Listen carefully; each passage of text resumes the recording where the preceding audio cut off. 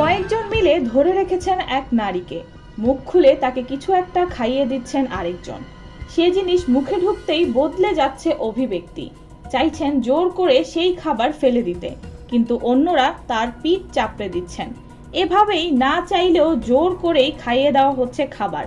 অখাদ্য মনে হলেও সে খাবার খেতেই দলে দলে জড়ো হচ্ছেন মানুষজন। ভীমরুলের ঝাঁকের মতো ছুটছেন একদল মানুষ, যেন কোনো প্রতিযোগিতায় অংশ নিয়েছেন। কে কার আগে যাবেন তা নিয়ে চলছে লড়াই। দৌড় শেষে মানুষজনের সেই ভিড় গিয়ে জড়ো হচ্ছেন কয়েকজন স্বেচ্ছাসেবীর কাছে। এ সময় নানা ধর্ম বর্ণের মানুষকে লাইন ধরে কিছু একটা সংগ্রহ করতে দেখা যায়।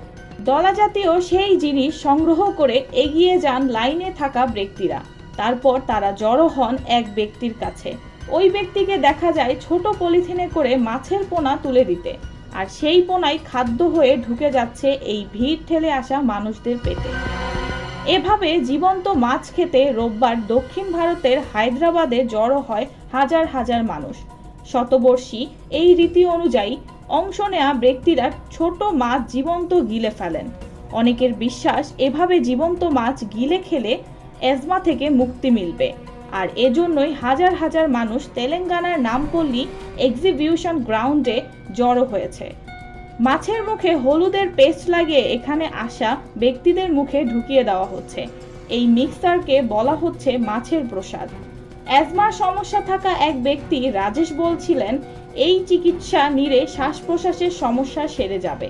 দ্বিতীয়বারের মতো এখানে আসার কথাও জানান তিনি। হলুদ বাটার সঙ্গে আরও বেশ কিছু উপাদান মেশানো থাকে।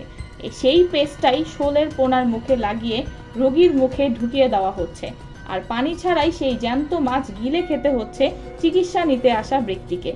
এতে শ্বাস প্রশ্বাসের সমস্যা কিছুটা দূর হয় বলে বিশ্বাস অনেকের, তবে বৈজ্ঞানিকভাবে এটার কোনো প্রমাণিততা এখনো পাওয়া যায়নি।